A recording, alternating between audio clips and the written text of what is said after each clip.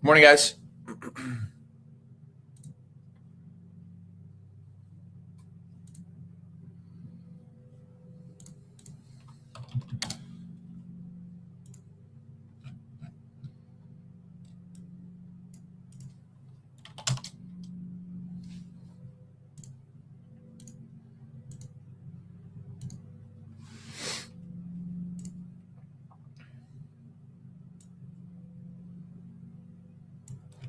Good morning.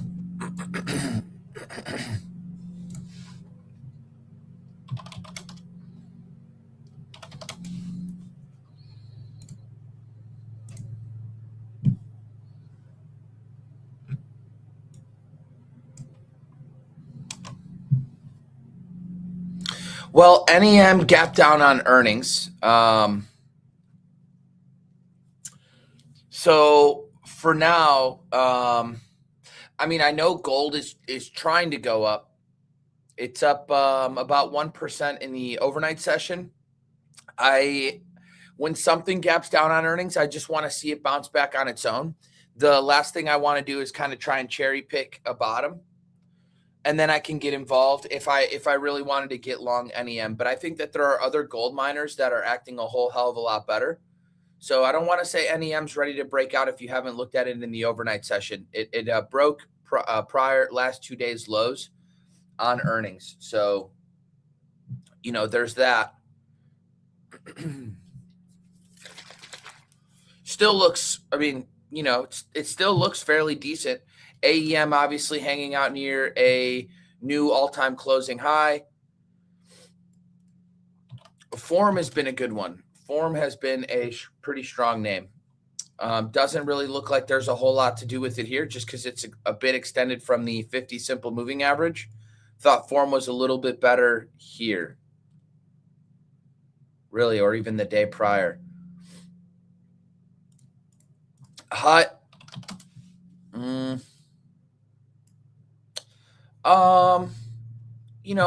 It's all right. It's all right. I don't even know really what to say about it. It's not bad. Kind of holding the 50 simple moving average. The group is decent. I would probably consider a name like Wolf, maybe. Yeah, Wolf. Again, I don't really love these names, but ACMR. Again, same issue with an ACMR as FORM. We're talking just a touch extended from the 50 and not really in a spot where I kind of look at it and I get excited about trying to buy this thing. Yeah, I saw GRAL. Now, MU, this setup I kind of like here. Not extended from the 50, really nice move up, building higher lows, nice and tight yesterday. We'll see what happens. The problem, I don't think it's MU, it's the general market, right? QQQ is about ready to break a prior day low. We continue to live underneath the 50 simple moving average. We've got NVIDIA earnings coming up next week. I don't know if the market's just kind of waiting around for NVIDIA.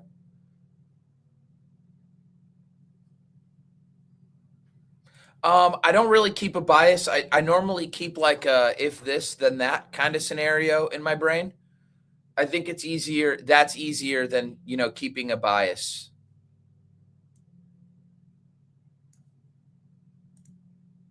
If this then that.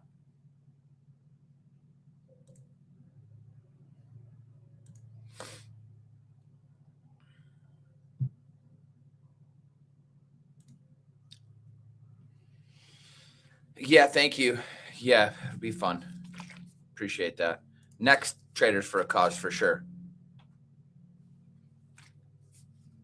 What happened to NXT yesterday? It wasn't just an NXT problem.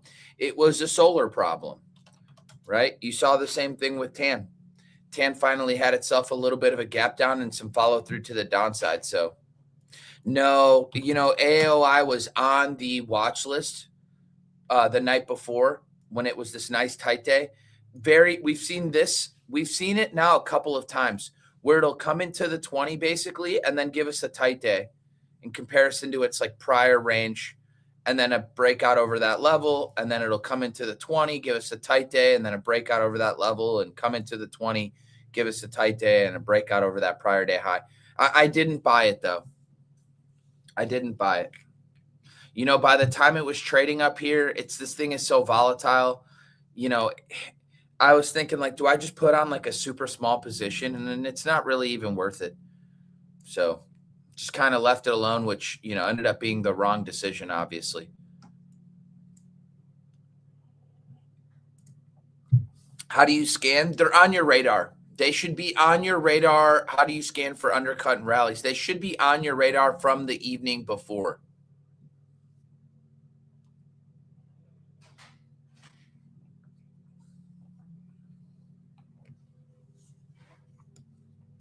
I don't really use the 30-minute or the 15-minute. I use my 5-minute for entries and the daily.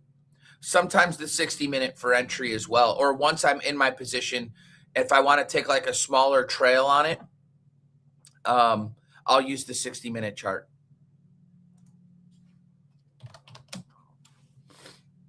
Yeah, I would be a little bit careful. Does this COGT remind you of any chart that just got its ass kicked recently? You know, they'll like make this big move up. They'll just chop around for forever. And then you got to know if like, I don't know much about this biosciences company, but you better know everything about them. Do they have any endpoints that they have to meet? Do they have any PDUFA dates? Do they have enough cash on hand? You know, otherwise it's just going sideways for forever, right? They're just going sideways and then they just get absolutely murdered. So I try to avoid biotechs. Pharmaceuticals, yeah, I mean, even this thing, man. Yeah, I'm not sure. I personally don't really like the setup here even.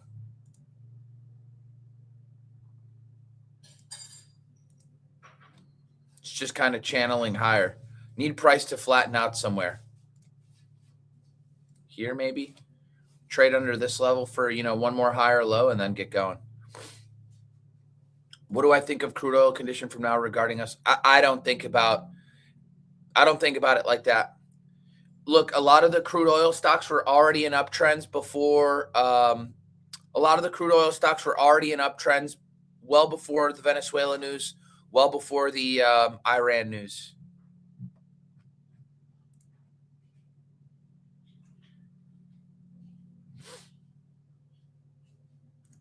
Um, 5% or smaller is my starting point.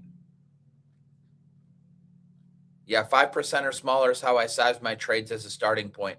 The only time I'll really start at 10 or go to 10 is if I can get multiple buys on it. That would be number one. And then if we're coming off of a correction.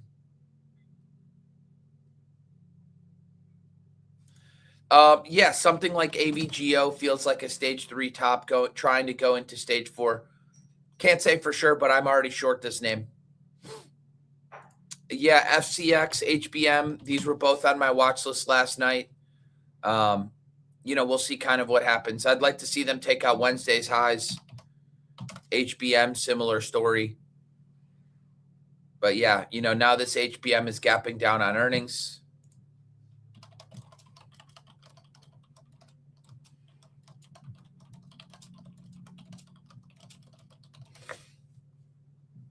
No, I don't use the VIX to make any decisions.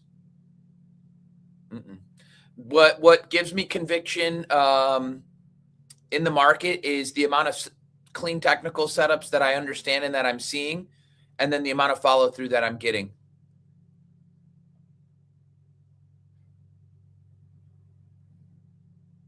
Yeah, I mean, I am following XLP, but you've recently just had this move up, and I never really thought any of this was like too clean to buy. And so now we're just kind of waiting for it to tighten up, and not so much the XLP, but individual stocks within that group. And then if you look at utilities, again, similar story. I thought maybe there was one buy opportunity, literally one, right through this low cheat setup, right on the 10th of February. If you didn't buy it here, then it just ran straight up. And again, now I'm just waiting for it to tighten. I don't just like buy something because money's going there. I wait for clean technical setups within the space. Teradyne, yeah, a little too extended, just a little. I thought Teradyne was a little bit better here, but yeah, a little too extended for now.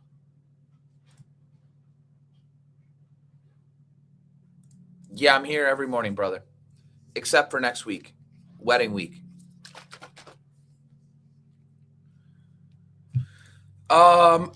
You know, SCCO is very similar to an FCX. We'll see how an SCCO and an FCX hold up based on HBM earnings. Normally, these things tend to move together. No, look, if the market sells off, if the market sells off some, people are just going to say it was because of U.S. Iran. But the reality is it has everything to do with the amount of stocks that were set up to go higher. Here's the reality. How the hell can the stock market go higher if Meta, Microsoft, Apple, Google, Nvidia, like all of them just aren't really going higher? The answer is simple. It's not going to. But of course, the market will sell off, but it has more to do with the fact that Meta has been struggling for months now. Microsoft has been struggling for months, Amazon for weeks, right? Google since earnings, Apple very recently. Nvidia hasn't gone anywhere in months. If that starts to roll over, and then of course everybody will blame it on, Iran and US conflict. But the reality is that a lot of these stocks have been weak for a while, right? Netflix, software stocks, they've been getting crushed for months now. Bitcoin's been getting hit for months. Like, how could the market truly go higher if this is what's going on? Right? Has nothing to do with the conflict. You go ahead and get all that crap out of your head, right? Here's the easiest way to do it. How many stocks are actually set up to go higher that can carry the market higher? And then forget about the QQQ and the SPY.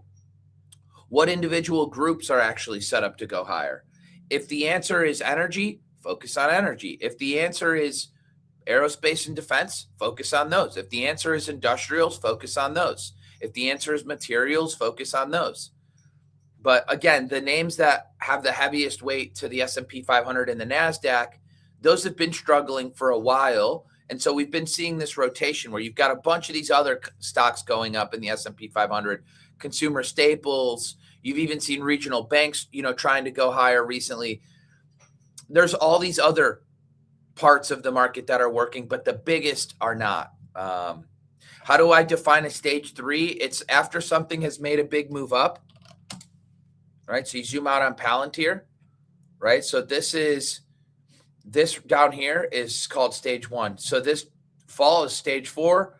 This sideways finally is stage 1.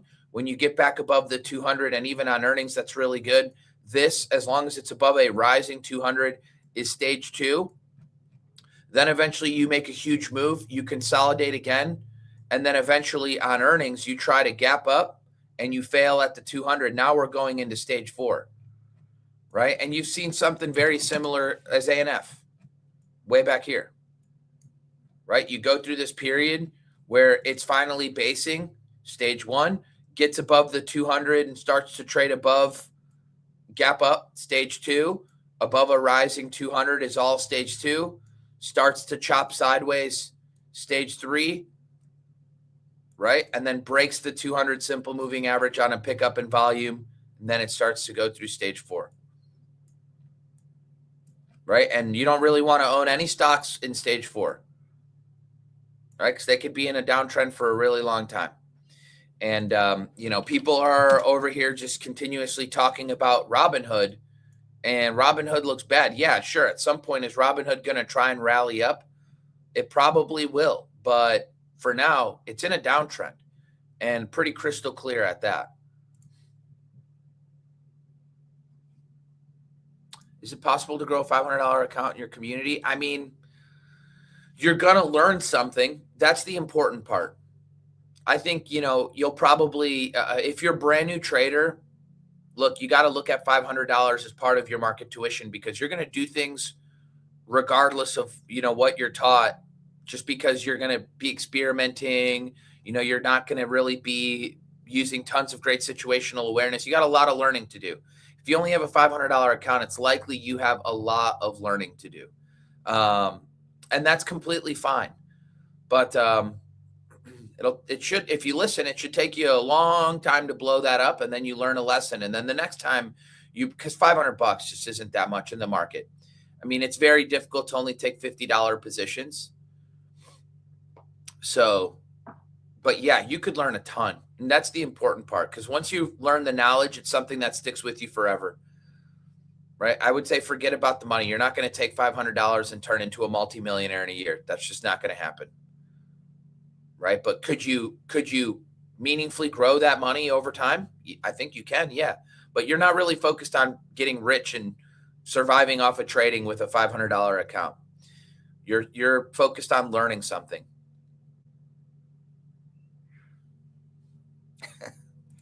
Stagflation, sell everything. Scott, you must be real fun to hang out with at parties, dude. There's money going places, man. You're such a doom and gloomer all the time. Why is that? I got to ask, why are you so doom and gloom all the time?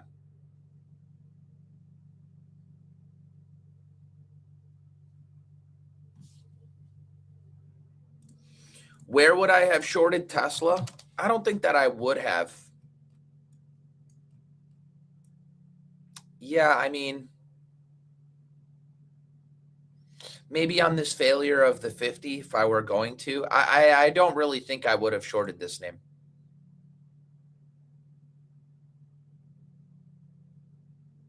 I don't know what the low flat indicator is.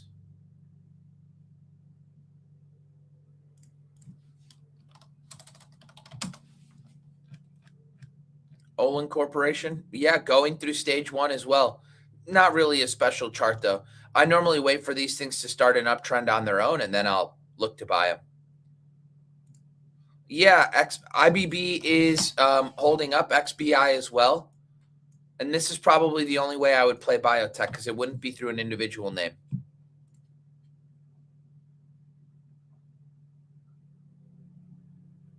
It's not that you shouldn't use VIX. I know some people that do, but I just don't.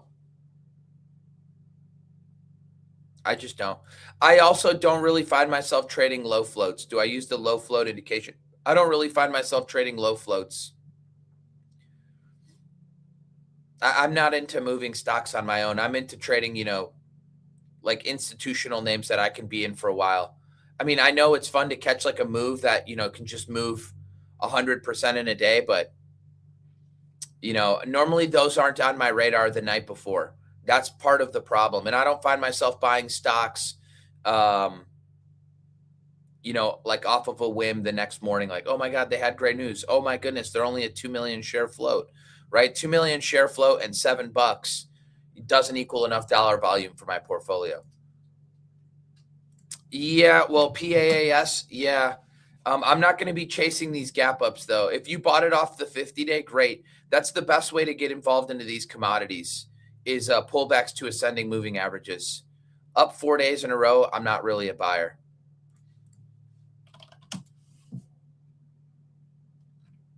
Nah, the stock is way too beaten up now. Maybe a push into a declining moving average. I know as a swing trader, you're more prone to sitting on your hands, but would you say the market in 2026 has forced you to be even more patient? Seems like steady chop. And Kaz, by the way, good morning, dude. I wouldn't say it's caused me to be more patient, because there has been things to do.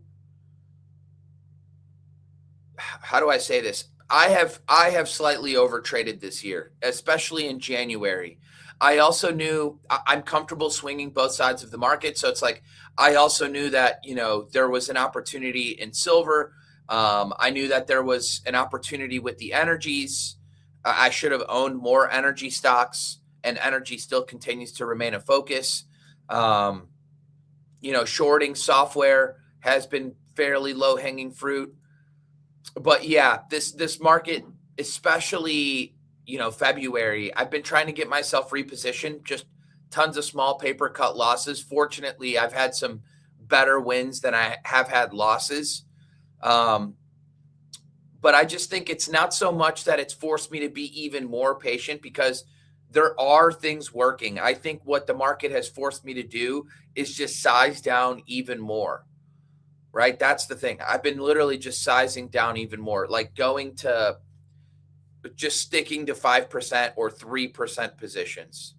I think that that's even more important. Like understanding, hey, these optic stocks are trying to go higher, or the memory stocks still look pretty good going into today.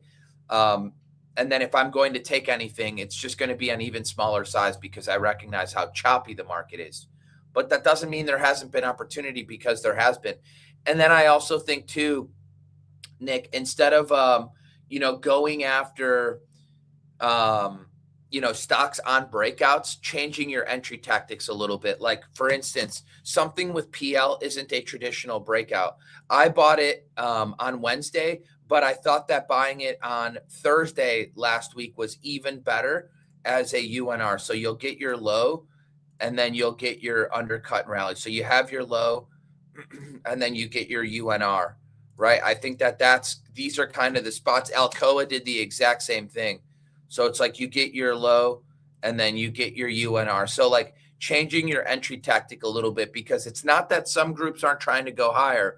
It's how the hell do we get involved in this thing so we don't deal with tons of chop? I think that's even more important, right? Because names are trying to work themselves higher, but how the hell do we get involved? Yeah, ONDS looking interesting. I mean, up several days in a row. It looks very, very similar to like, a KTOS or any one of the other aerospace and defense stocks. I think letting it finish kind of building out its right-hand side, unless you bought this, I mean, down here, I think. Otherwise, I'm not really going to be buying this thing today. Similar with like an NBIS. I don't really know where the hell I would have bought this thing if not for like a hold of the 200 SMA. But I don't really see myself showing up on the 5th or 6th green day in a row to buy it. UNRs has been the much better way to get involved. AEHR got a little bit more work to do, I think. I don't know where I'd buy that name.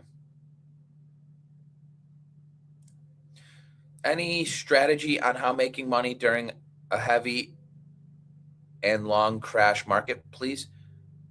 Just shorting into declining moving averages. I mean, we've literally seen it work so many times where shorting against a declining moving average has been super, super profitable in this market.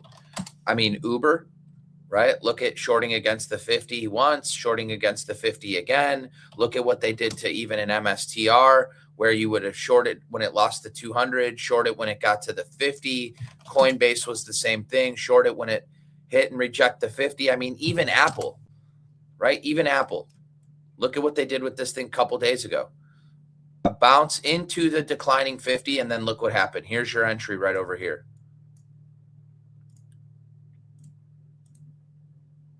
Right? And then guess what happened?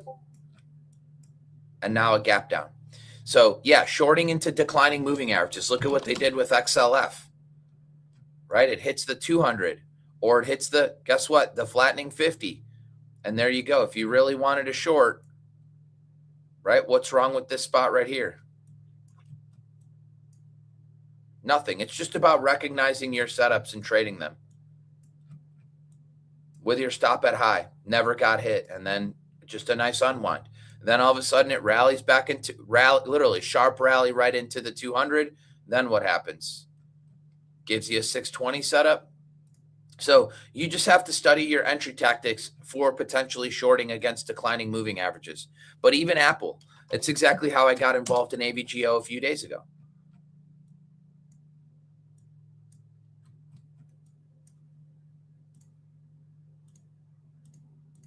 Just right here.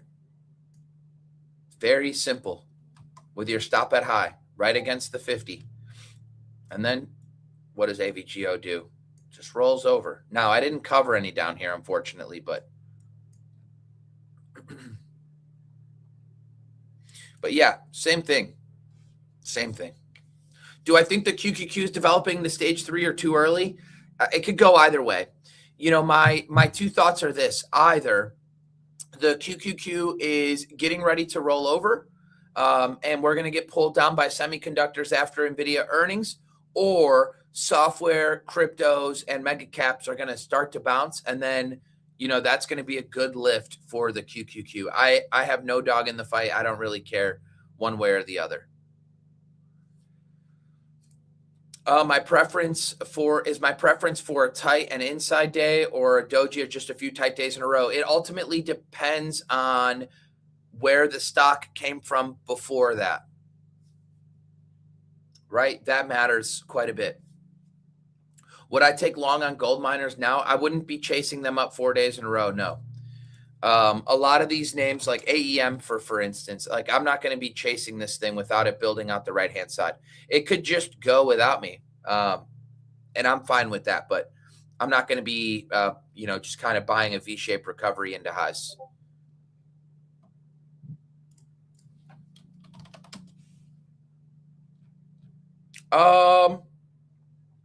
This ONTO I do like, right? You make a nice move up and then you consolidate here.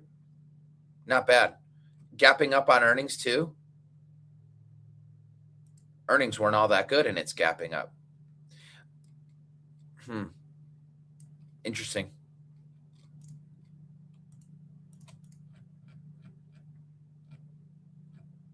That's an interesting chart. Maybe good to keep an eye on. Would I take MU despite the market? Yeah, we'll see what the market is doing.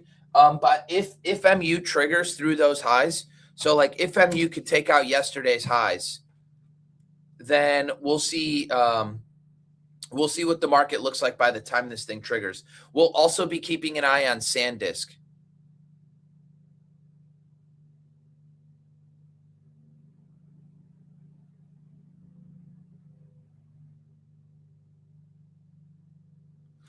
Yeah, I appreciate that.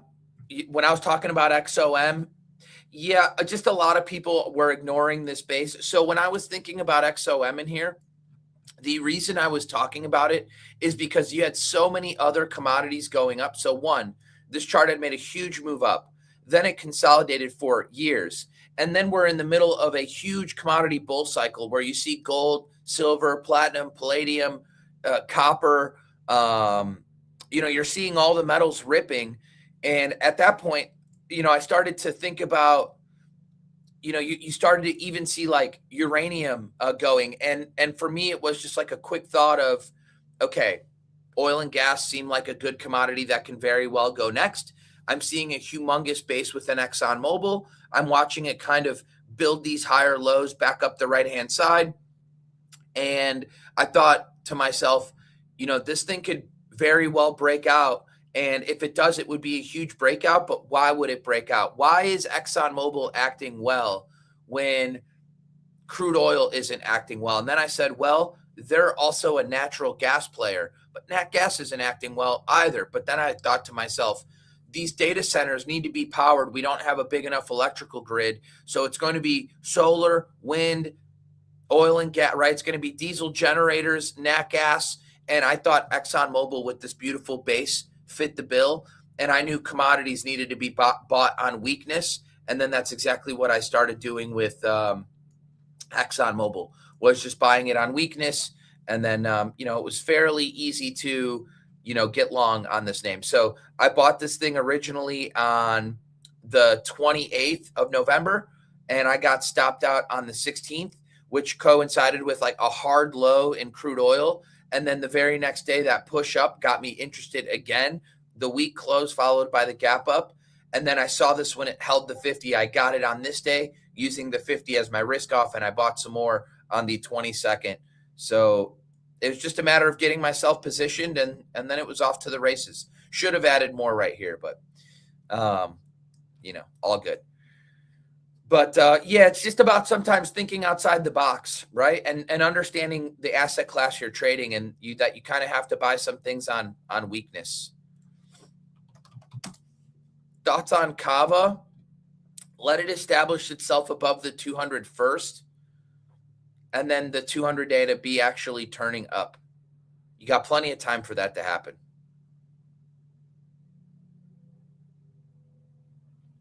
You look for stage 2 after stage 1.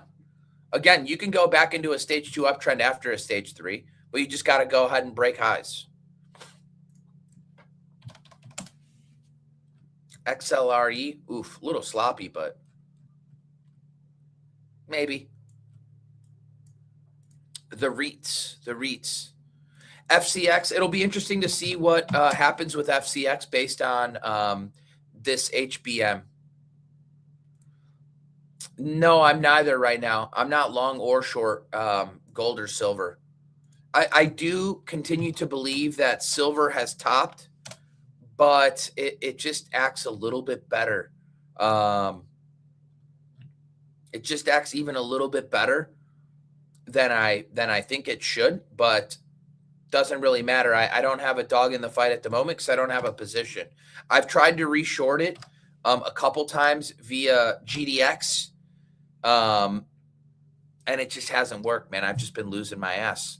Not really in any kind of big way because I had such a big trade on the silver side, but yeah, I mean, I've, taken a little bit of a beating trying to be short GDX. No, I didn't get into CCJ yesterday. No, I haven't bought the CCJ. And again, similar to like the PL or the Alcoa, here's your undercut and rally. And if you're prepared for that, that's the best way to get long. The 17th of February. Can I give an example of stocks pulling over to their side? Yeah, Alcoa was a good example yesterday. Or Alcoa, AAOI, right? This stock just continues to pull back into its ascending moving averages, right? Over and over and over. And the day before yesterday, it was nice and tight against its 20-day, right? You're not buying it up here as a breakout because if you are, you're getting your ass kicked, right? You're buying it down here against its ascending moving average, using this moving average as your guide and just sizing them properly. If this is a trade you really wanted, knowing, you'd be buying 44.80s and your stop would be something like 42.60s. So you'd have a 4.5% risk, $2 risk. How much can you really buy to, have that much risk? That's the question. Will all of us go broke if this chop doesn't stop? I mean, I hope not. I'm green in February, so I think I could be okay. So I don't want to use the word broke. You just got to change your entry tactics out here.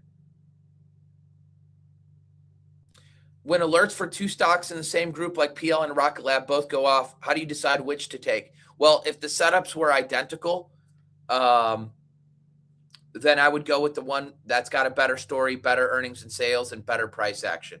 And I would preface by saying better price action is first. But if they look identical and price action is incredibly similar, then I would go with the one that is more liquid, moves quickest in that order because I need liquidity. I don't really want to deal with slippage.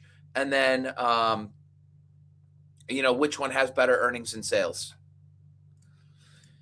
Intel, SATS, EOSE, Wolf, APLD, F. Okay, so SMCI, no. FIP, I haven't looked at. No.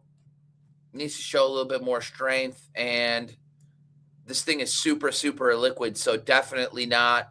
APLD,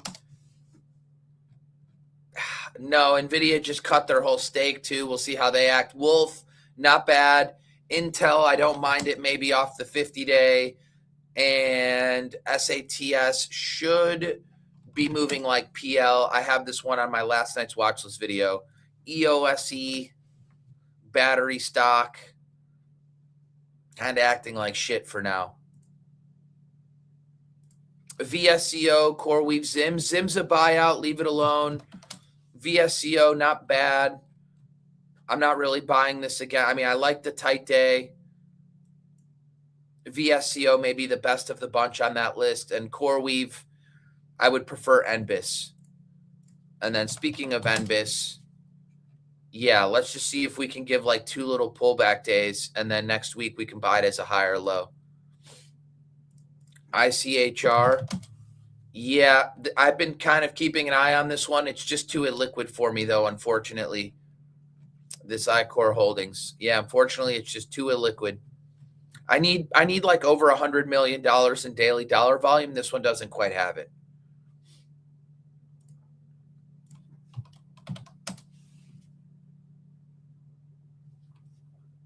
SSMR. That's not even pulling up. So got another ticker symbol. Yeah, Victoria's Secret shaping up well. When you take a UNR, do you take it on the first test of the previous low, or do you wait for the No, I am just looking for a 620 setup. That's all. So a good example would be this PL. So when you pull back to this fifth low, what did this look like down here? Right? All I'm looking for is this when your 6-period average crosses above your 20.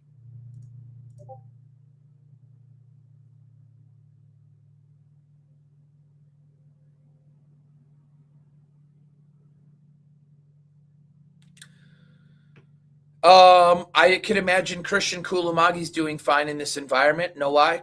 Because he's probably on his boat. The best swing traders probably aren't even taking many trades in this environment. The people who are doing the least out here, I think the ones who are doing the best.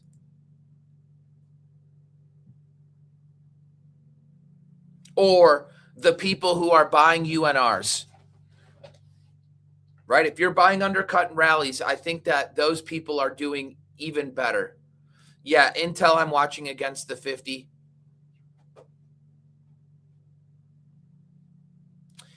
Does that apply in the inverse when leaders pop up before the market index? Microsoft and the rest breaking down makes me think the indexes are next. Yeah, I mean, look, what stocks can move the market. The reality is that a lot of the stocks that can move the market, they're all acting poor, right? Microsoft bad, Meta bad, Netflix bad, Apple, losing the 50, the index itself living below the 50 simple move. I mean, the QQQs tried to rally. It broke down from the 50, tried to rally back up, didn't even get there, and then broke down again.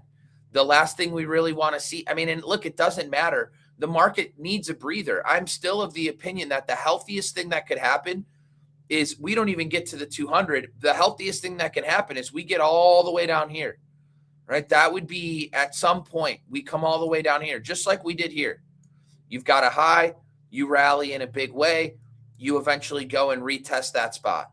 Maybe not as violently, right? This is like the tariff scare. Then you rally again in a big way and you chop around, and then you eventually go and test that spot again, but you do so methodically, just kind of putting people through the grinder. I hate to be such a dick, right? Because that would obviously hurt a lot of people, but that would reset the deck so nicely. But that doesn't have to happen at all. But I'm hoping that it happens. I've kind of been of that opinion for a while. Or opinion number 2 is that we just chop within this range for who the hell knows how long. And that would just that would be worse. That would be worse, honestly. What percent of my trades long short start within a few ATR of the 50? I think all of them. I don't really take any trades. I don't really take any trades more than 4 times its average true range from the 50 simple moving average. So if I'm long bias, I don't take trades more than 4 times its ATR from the 50. I just don't do it. Right? There's just not much of a reason for it. This is the worst time. It's not the worst. It's bad if you're an experienced trader. It's worse if you're an inexperienced trader. But here's the thing. If you are a brand new trader and you learn sit out power, like how to just do nothing, if you learn proper position sizing, if you learn undercut and rallies, by the time you get through this, hellhole of a market, you're going to come out smelling like roses on the other side. Right? That's the important part. You're gonna be way better off. Like if you're just a trader that, starts in a really easy environment, and then you learn a bunch of bad habits. Like, I could just buy extended. I could just buy any old dog shit. I can just, oversize positions. And you're like constantly rewarded for bad behavior. When the market gets difficult, you blow it all up.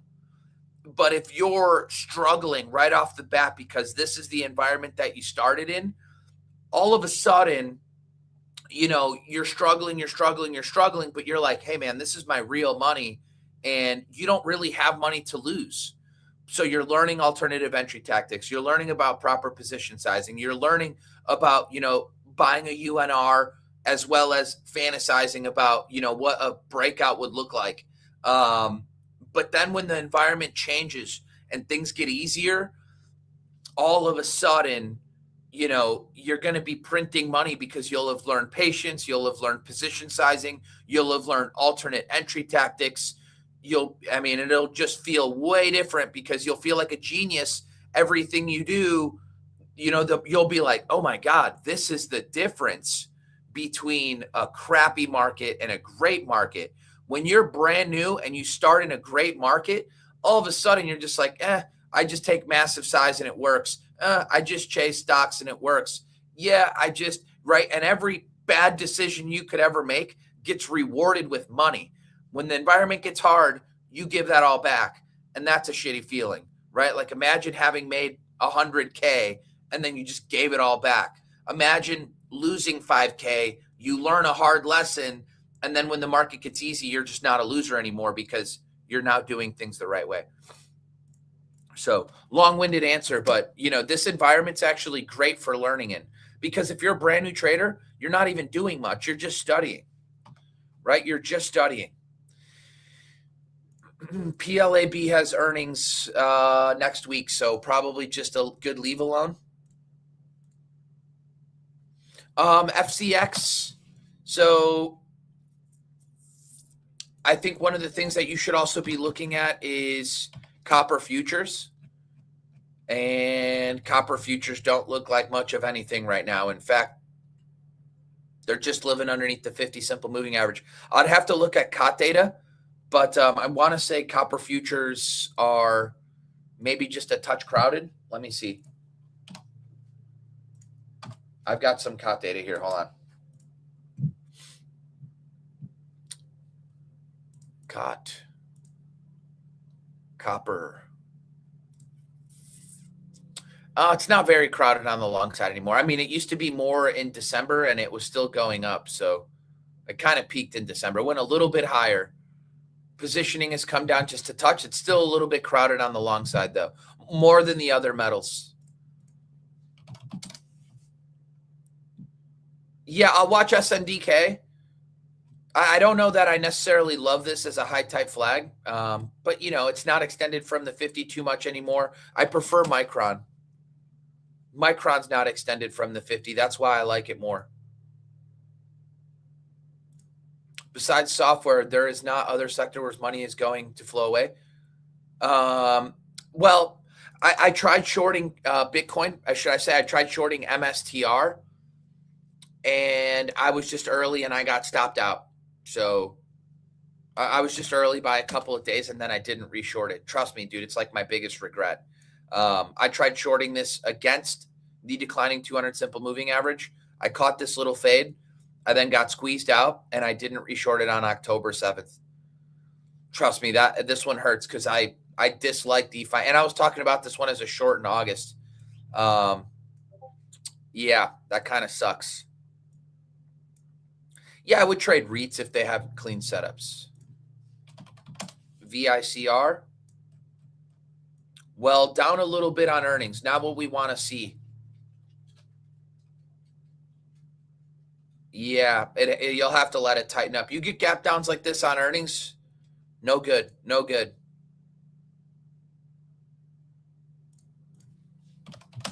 UEC. It's got a little bit of a pivot here. It's not terrible. Let's see. I like the fact that yesterday was an inside day. Inside days really help you manage risk in case you're wrong. But keep your eyes on CCJ as well. No, I'm not gonna. I wouldn't really trade them together as a pair trade right now. Although it can be done. Yeah, it definitely can be done. Costco, yeah, this one will play a role for the XLP. I personally don't know that I love this Costco chart, but it needs to, if I'm ever going to long it, it needs to finish building out the right-hand side of its chart. ONDS, yeah, again, another one I wouldn't buy up multiple days in a row. Needs to tighten up. From who did I learn to analyze sector rotation? I mean, I learned it from Bill O'Neill, from Mark Minervini, from Pat Walker, from Gil Morales. I mean, pretty much all of the greats that I've ever read, Dan Zanger, right? Bill O'Neill said it really well. Half of a stock's price appreciation is directly correlated to the group that it's in. Once I read that, I knew how important group was. But I had a big light bulb moment for myself in I had a big light bulb moment for myself in 2022 where I traded the oil stocks right at the start of 2022, January 3rd. And I remember seeing so many charts that looked identical. And then that's when I realized, like, when you see a group of stocks that look identical, that's when that's kind of when that these things are trying to go higher. And we saw kind of the same thing with the banks recently down here, where you made a move up and then all of a sudden they all consolidated together. It wasn't just JP Morgan building this little base, right? It was like a Wells Fargo doing something fairly similar at that time. It wasn't just Wells Fargo. It was Bank of America building its little base right at the exact same time. It wasn't just Bank of America. It was Citigroup doing the exact same thing. It wasn't just that one. It was the Bank of New York Mellon. It was all of them building out a base at the exact same time. And then it was the same thing true for the semiconductors. If you look at TSM and you look at AVGO and and they all were building their little high type flag. Like if you looked at this AVGO, you had your move up, you started to build this short consolidation, right? And then if you looked at TSM, and then you'll look at this, that it had its little short consolidation and then its little breakout. So they were all doing the same thing roughly right around the same time. And it's just the same thing over and over and over when you look at groups. It's why you can look at a MU and an SNDK, and they're building what appears to be high type flags together. So yeah, that's just like, but it also taking it down to like 3 months of, relative strength and saying, what's this group doing over the last 3 months? Focus on that group. And then when you start to dig through the stocks, you'll realize a lot of these things are set up together and look fairly similar going into the day or the week or the month. They're just consolidating together. And that's it, right? Then you take it a step further. We know they're acting well over the last 3 months. We know they're tightening up together over the last 3 weeks. What is the technical setup that I look to buy? How do I look to buy? How much of it do I look to buy? What does the day look like on the day that I buy? What's the group doing on that day, right? If you're long, you're pushing higher, right? The market's acting well, or should I say the underlying group? You position size properly. What does that look like for you? How do you trim it? How do you trail it? These are all little pieces to the puzzle that, every trader kind of has to go through. Yeah. So if you've got a sector and you've got several stocks acting well within that sector, how do I choose? So for me, I start with liquidity. I need at least over $100 million daily dollar volume. I prefer it to trade over, let's say 3 ADR or 4 ADR, the faster, the better. Which is like why Oklo was just such an awesome chart last year. And then if it has good earnings and sales, even better. So good earnings and sales in a good group, that's liquid, that moves quickly. Now we're talking like sweetness, right? Now you're on to something.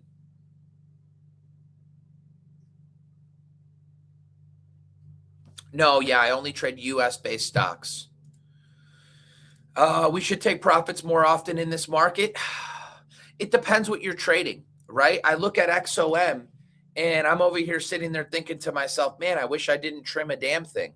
So, it depends what you're trading. If you're trading energies, maybe not. If you're short software, maybe not, right? I mean, I wish I wouldn't have covered any Netflix. I mean, my first cover was at 93, like $16 higher, right? I wish I'd have covered nothing. But again, that's all hindsight, of course. But if you're buying like undercut and rallies, yeah, you're looking to take some off the table, in 3 to 5 days, right? 3 days, take some off the table, de-risk the trade, and then you're kind of just done with the idea, letting a little piece, work on the ascending moving averages.